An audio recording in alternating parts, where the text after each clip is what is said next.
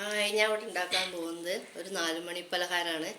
അതിൽ വേണ്ട സാധനങ്ങളാണ് കടല, തേങ്ങ ചിരകിയത്, ശർക്കര ഉരുക്കി വെച്ചത്, ഒരു ഗ്ലാസ് അരി. ഇനി അതെങ്ങനെ ഉണ്ടാക്കുക എന്നുള്ളത് നോക്കാം. അതിലേക്ക് അരിയിട്ട് വറുത്തെടുക്കാം.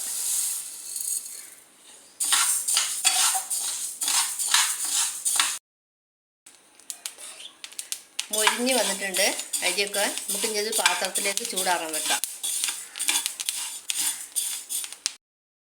ഇതൊരു പാത്രത്തിലേക്ക് നമുക്ക് മാറ്റാം. ഇത് ചൂടാറിയതിന് ശേഷം ഒന്ന് പൊടിച്ചെടുക്കാം. ഇത് ചൂടാറിയിട്ടുണ്ട്. നമുക്കിത് മിക്സിയിലേക്ക് ഇട്ടൊന്ന് പൊടിച്ചെടുക്കാം.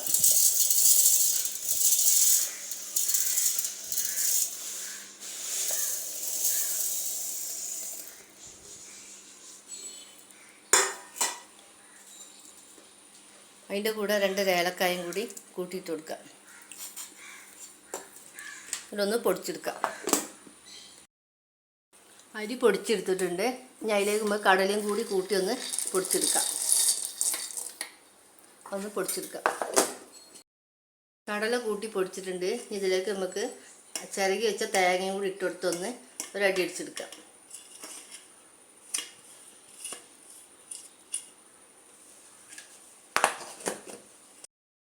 നമുക്ക് ആ പൊടിച്ച് വെച്ച പൊടി ഒരു പാത്രത്തിലേക്ക് ഇടാം.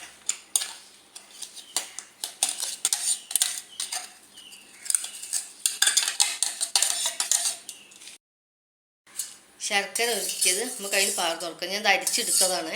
ഞാൻ അതിലേക്ക് പാർത്ത് കൊടുക്കാം.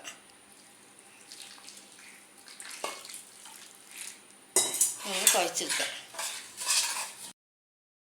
ശർക്കരയൊക്കെ അതിൽ ഒഴിച്ചിട്ടുണ്ട്. നമുക്ക് ഇനി ഇത് ഒരു ചെറിയ ചെറിയ ഉരുളകളാക്കിയിട്ട് ഉരുട്ടിയെടുക്കാം.